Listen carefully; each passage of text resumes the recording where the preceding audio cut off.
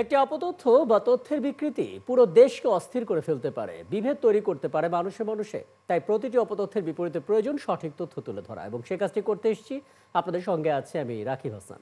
আমন্ত্রণ জানাচ্ছি rumour check নিয়ে একাত্তরের নিয়মিত আয়োজন ফেক নিউজ স্ক্যানারে। এবং বলে রাখি, আজ আমাদের সঙ্গে আছেন বাংলাদেশ সুপ্রিম কোর্টের আইনজীবী ব্যারিস্টার ASM শাহরিয়ার কবির, এবং আছেন ফ্যাক্ট চেকিং প্ল্যাটফর্ম ফ্যাক্ট ওয়াচের একজন ফ্যাক্ট চেকার রিদওয়ানুল ইসলাম। আমরা দুজনকে স্বাগত জানাচ্ছি এবং আমরা আলোচনায় যাব। তবে তার আগে যথারীতি একটা প্রতিবেদন আমরা দেখব, যাতে ধারণা পাওয়া যায় যে কি ধরনের অপতথ্যগুলো আসলে ছড়িয়েছে। ওয়ানডে ক্রিকেট বিশ্বকাপে নিউজিল্যান্ডের বিপক্ষে নাকি বোরকা পরে খেলতে নেমেছিলেন বাংলাদেশের মেয়েরা। ম্যাচের একটি স্ক্রিনশটে দুজন বোরকা পরা বাংলাদেশি নারী ক্রিকেটারের ছবি ভাইরাল হয়েছে। এরই মধ্যে সেই ছবি নিয়ে ভারত আর পাকিস্তানের ইউটিউবাররা অর্থ শত তারও বেশি হতে পারে তারা কন্টেন্ট বানিয়ে ফেলেছে। পরে যাচাই করে দেখা গেল এই স্ক্রিনশটটি আসল নয়, AI দিয়ে বানানো একটা ফেক স্ক্রিনশট। ওদিকে মধ্যরাতে বেশ উল্লাস করে ফেসবুকে প্রচার করা হলো ব্যারিস্টার সাইদুল হক সুমন নাকি জামিনে মুক্তি পেয়েছেন। পরে দেখা গেল সেটাও মিথ্যা, সুমন এখনও কারাগারে। দর্শক, চলুন আমরা এক নজরে এই ফ্যাক্ট চেকগুলো দেখে নিই, তারপর আলাপে যাব। একটি ভিডিও সামাজিক যোগাযোগ মাধ্যমে ছড়িয়ে দিয়ে দাবি করা হলো ব্যারিস্টার সাইদুল হক সুমন জামিনে মুক্তি পেয়েছেন। বিভিন্ন পেজ থেকে এই খবর বারবার ছড়ানো হচ্ছে। শেষে ফ্যাক্ট চেক করে জানা গেল তথ্যটি মিথ্যা। ব্যারিস্টার সুমন কারাগারেই আছেন। ছড়িয়ে পড়া ভিডিওটি 1 বছর আগের এবং ভিন্ন ঘটনার। ভারতের গুয়াহাটিতে চলমান নারীদের ওয়ানডে ক্রিকেট বিশ্বকাপে গেল 10 অক্টোবরে নিউজিল্যান্ড নারী ক্রিকেট দলের মুখোমুখি হয় বাংলাদেশ ক্রিকেট দল। সেই ম্যাচের একটি স্ক্রিনশট সম্প্রতি অনলাইনে প্রচার করা হয়েছে, যেখানে দেখা যাচ্ছে বাংলাদেশ নারী দলের ক্রিকেটার ঝিলিক এবং সুপ্তা বোরকা পরে ব্যাটিং করছে। দাবি করা হয়েছে বাংলাদেশ নারী দলের ক্রিকেটার নিউজিল্যান্ডের সাথে ম্যাচে বোরকা পরে খেলেছিলেন। পরে অনুসন্ধানে দেখা গেল ছবিটি আসল নয়। কৃত্রিম বুদ্ধিমত্তা বা AI প্রযুক্তির সাহায্যে সম্পাদনা করে ভুয়া এই ছবিটি তৈরি করা হয়েছে। কিন্তু ততক্ষণে বহু ইউটিউব চ্যানেলেও এই ছবি নিয়ে মিথ্যা কন্টেন্ট বানানো হচ্ছে। ওদিকে গণ অধিকার পরিষদের সভাপতি নুরুল হক নূর নাকি বলেছেন জামাতে ইসলামী ক্ষমতার খুব কাছাকাছি। সম্প্রতি দৈনিক আমার দেশের ডিজাইন সংবলিত একটি ফটোকার্ডে এই দাবি করা হয়েছে। তবে যাচাই করে দেখা গেল তথ্যগুলো মিথ্যা। আমার দেশ পত্রিকা এমন কোনো ফটোকার্ড প্রকাশ করেনি এবং নূরও এমন কোনো মন্তব্য করেননি। মূলত আমার দেশের প্রচলিত ফটোকার্ড নকল করে এটি তৈরি করা হয়েছে। এখানেই শেষ নয়। সম্প্রতি ডিবিসি নিউজের ডিজাইন সংবলিত একটি ফটোকার্ডে দাবি করা হয়েছে প্রধান নির্বাচন কমিশনার নাকি বলেছেন আওয়ামী লীগ সহ সকল দলের অংশগ্রহণে আয়নার মতো পরিষ্কার নির্বাচন করতে চায়। তবে রিউমার স্ক্যানার টিমের অনুসন্ধানে জানা গেল ডিবিসি নিউজ এমন কোনো ফটোকার্ড বা সংবাদ প্রকাশ করেনি। ডিজিটাল প্রযুক্তির সহায়তায় একটি নকল ফটোকার্ড তৈরি করে এই গুজব ছড়ানো হয়েছে। দর্শক, এসব অপতথ্যগুলো ধরন বিশ্লেষণ করে দেখা গেল রাজনৈতিক অপতথ্যের পরিমাণ সবচেয়ে বেশি। গণমাধ্যমের ফটোকার্ড নকল করার প্রবণতা যেমন বাড়ছে, পাল্লা দিয়ে বাড়ছে মিথ্যা তথ্য দিয়ে ব্যক্তি আক্রমণ। এই বাস্তবতায় সামাজিক যোগাযোগ মাধ্যম নয়, বরং গণমাধ্যমের খবরের উপরেই আস্থা রাখার পরামর্শ বিশেষজ্ঞদের। রাকিব হাসান, ৭১, ঢাকা।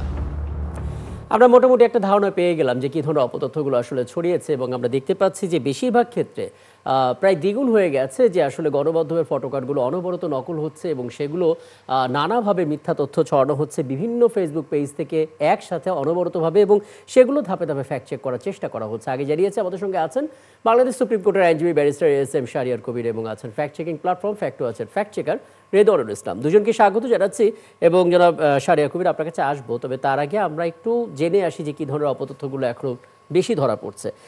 একটু জানাবেন আসলে রিদওয়ানুল ইসলাম, আপনি আজকে সারাদিনে কোন কোন অপতথ্য, কোন কোন ক্যাটাগরির প্যাটার্নের খুঁজে পেয়েছেন, একটু জানাবেন। মূলত কাদেরকে আসলে টার্গেট করা হচ্ছে?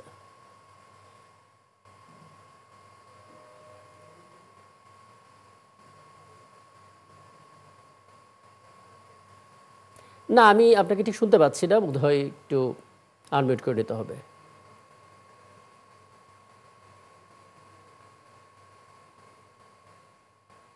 আপনি আমাকে শুনতে পাচ্ছেন শাহরিয়ার?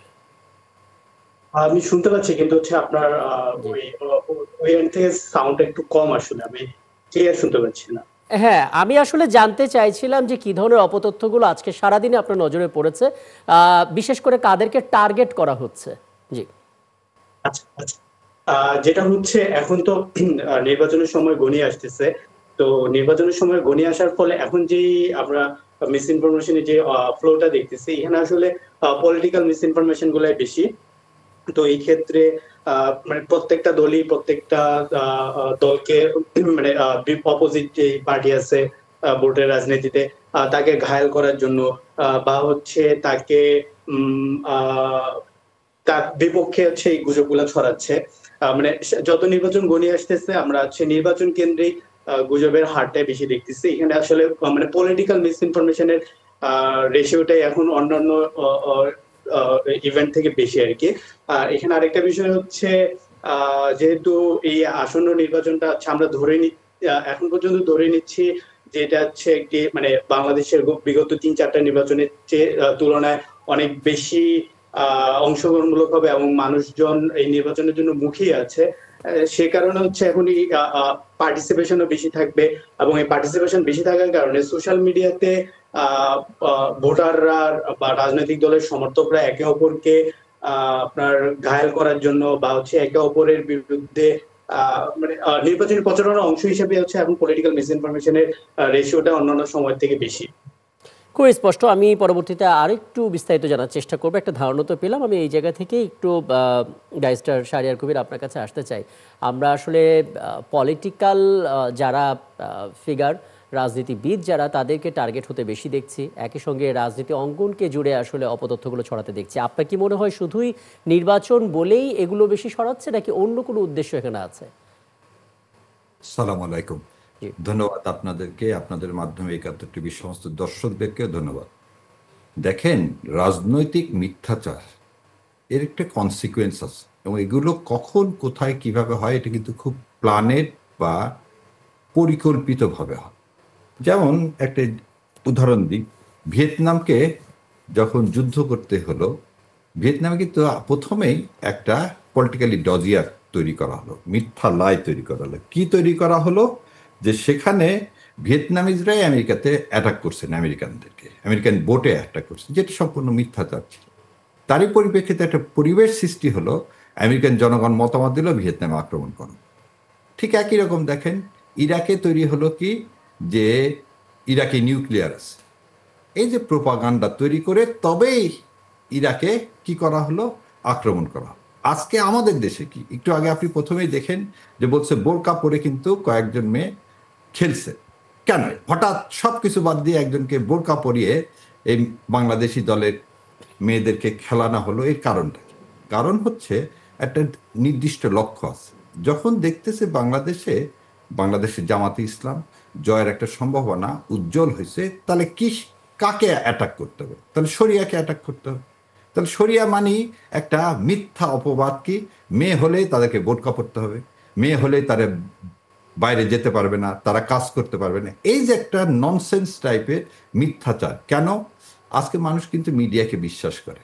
আজকে মানুষের কিন্তু সেই আগেকার দিনের মতো অত সময় নেই যে বই পুস্তক দেখে কোনটা ঠিক কোনটা এটাকে একটু পরিষ্কার করবেন। মানে আপনি বেশ কয়েকটা উদাহরণ দিলেন এবং আমরা জানি ইরানের পারমাণবিক কার্যক্রম চলছে, তাদের একটা জায়গায় সে কাজ চলছে, এরকম ধোঁয়া তুলে তাদের উপর আক্রমণ করার চেষ্টা করেছে একটা গোষ্ঠী, সেটা আমরা জানি, সেটা চিহ্নিত।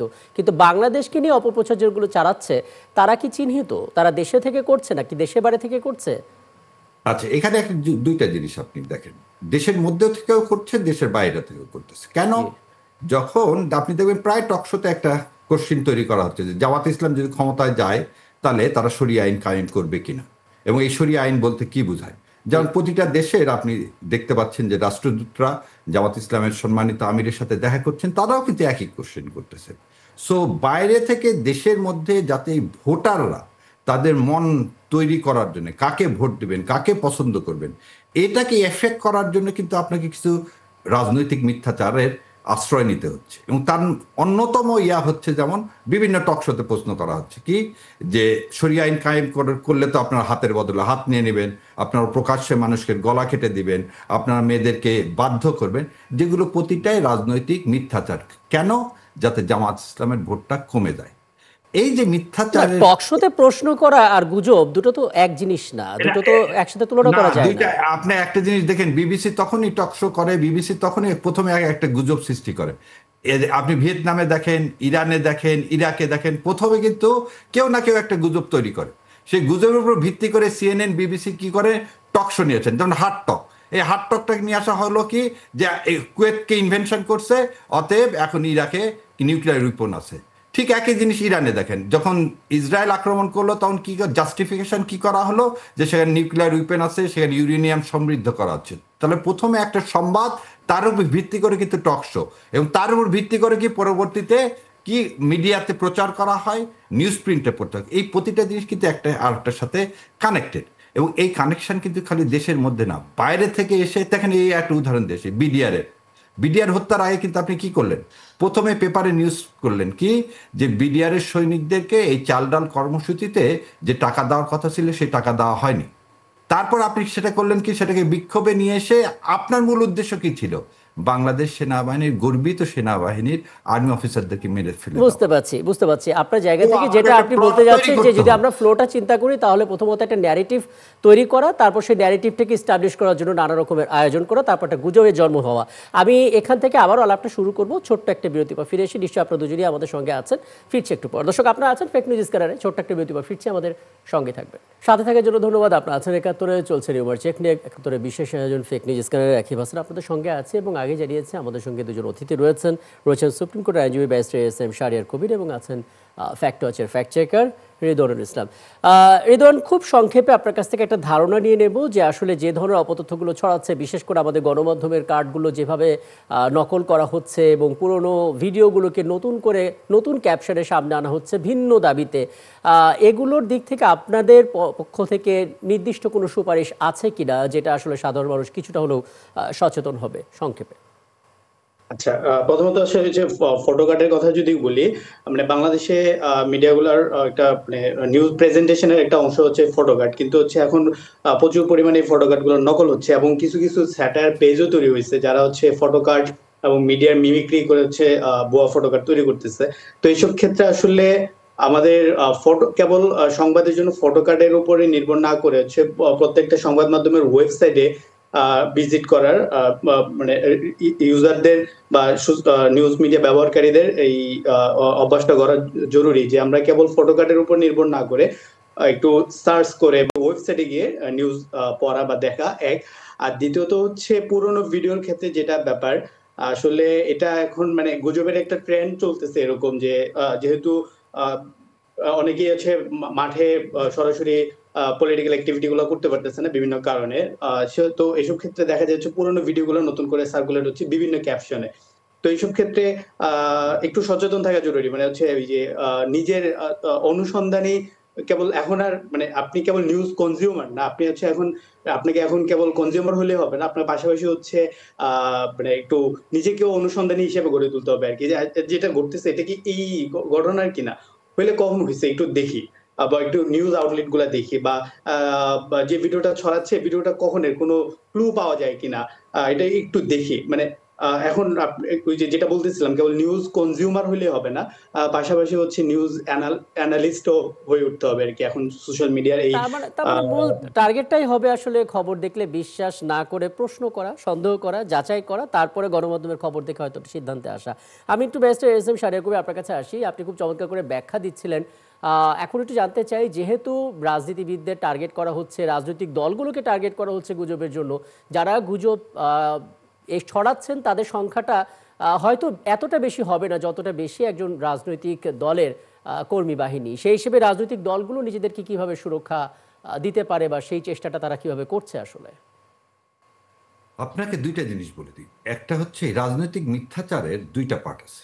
একটা পার্ট হচ্ছে এখনই আপনি দেখতে পাবেন এটা মিথ্যা, কিছুদিন পর প্রমাণ হবে এটা মিথ্যা। যেমন একটা উদাহরণ দিই, শেখ হাসিনা যখন আগস্ট রেভলিউশনের সময় দাবি করলেন মিরপুর স্টেশন এবং কাজীপাড়া স্টেশন, এই দুইটা স্টেশন যদি এই ক্ষতিগুলো হয়েছে, যে আগুনে পড়ে গেছে, এগুলো যদি ঠিকঠাক করতে হয় 500 কোটি টাকা লাগবে। এটা পেপার পত্রিকা সব জায়গায় আসছে। পরবর্তীতে যখন রেভলিউশনের পরে এই সরকার কাজীপাড়া স্টেশন ঠিক করলেন 25 লাখ টাকা দিয়ে, খেয়াল করেন নাম্বারটা, 25 লাখ টাকা দিয়ে। আর মিরপুর ঠিক করলেন 1,25,00,000 টাকা দিয়ে। তাহলে 1.5 কোটি টাকা দিয়ে 2টা স্টেশন তৈরি হয়ে গেল। এখন কথা হচ্ছে যদি শেখ হাসিনা থাকতো তাহলে কিন্তু সে দেখাতো 500 না 700 কোটি টাকা। তাহলে যে মিথ্যাটা আসল মিথ্যা, সেই মিথ্যাটা কিন্তু প্রতিষ্ঠিত হয়ে যেত মিথ্যা বলে। আর যেহেতু শেখ হাসিনা নাই, যেহেতু গণ অভ্যুত্থানের পর একটি রাষ্ট্র ব্যবস্থা পরিবর্তন হয়েছে, সেই জন্য আসল সত্যটা উন্মোচিত হয়েছে। সো মানুষের এই কনসেপশন, দেখেন শেখ হাসিনার 15 বছরের মিথ্যাচারে কিন্তু মানুষ এত হ্যাঁ, জনাব সারেক কবির, যেহেতু সময়টা কম, আমি শুধু আপনার কাছে জানতে চাই আপনার রাজনৈতিক দলগুলো নিজেদেরকে কিভাবে সুরক্ষিত রাখছেন গুজব থেকে, কারণ জিনিসটা কিন্তু অনেক বড়, কারণ আপনাদের একটা ভক্তকুল আছে যারা আপনাদেরকে পছন্দ করে, তারা কিন্তু ভুল তথ্য পাচ্ছে। সেই জন্য আমরা রাজনৈতিক দলগুলো সবসময় বলতেছি, আমাদের ম্যান্ডেট গুলো দেখেন, আমাদের কথাগুলো দেখেন, সঙ্গে সঙ্গে আমরা কিন্তু যে মিথ্যাচার হচ্ছে সঙ্গে সঙ্গে তার প্রতিবাদ করা হচ্ছে। এবং মাস কমিউনিকেশনের জন্য যেমন বলছে ফেসবুক গ্রুপ, প্রতিটা গ্রুপের মাধ্যমে। এবং আর একটা জিনিস আমাদের দেশে এখনো হয়নি, যেমন আপনি আমার দেশের কথা বললেন, বিভিন্ন কথা বললেন, নিউজ পেপারগুলোর এবং টিভি স্টেশনগুলো যেগুলো ফেক নিউজ হচ্ছে তাদের কিন্তু মামলা করা উচিত, ডিফামেশন করা উচিত, তাদেরকে এই বিআরটিসিতে কমপ্লেন করা উচিত, এই সাইটগুলো এগুলো ছড়াচ্ছে, এগুলো বন্ধ করা উচিত। কিন্তু প্রশ্ন একদম হচ্ছে যে একদম, আমার আমার হাতে সময় থাকলে আপনার পরামর্শগুলো আরো শুনতাম, তবে চমৎকার বেশ কিছু পরামর্শ দিয়েছেন। অনেক ধন্যবাদ আপনাদের দুজনকে আমাকে সময়টা দেওয়ার জন্য। সুপ্রিম কোর্টের আইনজীবী এস এম শাহরিয়ার কবির আমাদের সঙ্গে ছিলেন, এবং ফ্যাক্ট চেকিং প্ল্যাটফর্ম ফ্যাক্টও আছেন যিনি ফ্যাক্ট চেকার রেদরুল ইসলাম, তিনি আমাদের সঙ্গে ছিলেন। এবং আমরা আসলে গেল 24 ঘন্টায় যে অপতথ্যগুলো ছড়িয়েছে ধরনগুলো বিশ্লেষণ করছিলাম এবং কিছু ধারণা নিচ্ছিলাম কিভাবে আসলে পথগুলো বন্ধ করা যায়। এবং আপনারা এতক্ষণ ছিলেন ফ্যাক্ট চেক নিয়ে একাত্তরের নিয়মিত আয়োজন ফেক নিউজ স্ক্যানারে। প্রতিদিন আমরা রিউমার দূর করতে হাজির হব ঠিক একইভাবে একই সময়ে, এবং আপনারা যুক্ত হতে পারেন। কোনো খবর যদি আপনাকে সংশয়ে ফেলে সেটা একটা স্ক্রিনশট আমাদেরকে মেল করতে পারেন। মেল আইডি দেখতে পাচ্ছেন fns.71tv@gmail.com এই ঠিকানায়। ফেসবুকে যুক্ত হতে পারেন Facebook/fake news স্ক্যানার এই ঠিকানায়। আমরা সেই তথ্যের ফ্যাক্ট চেক করে আপনাদের জানাবো। মনে রাখবেন দর্শক, চটকদার শিরোনাম দেখলে ক্লিক করবেন না। বিশ্বাস আর প্রতিক্রিয়া জানানোর আগে অবশ্যই ফ্যাক্ট চেক করুন। থাকুন 71-এর সাথে।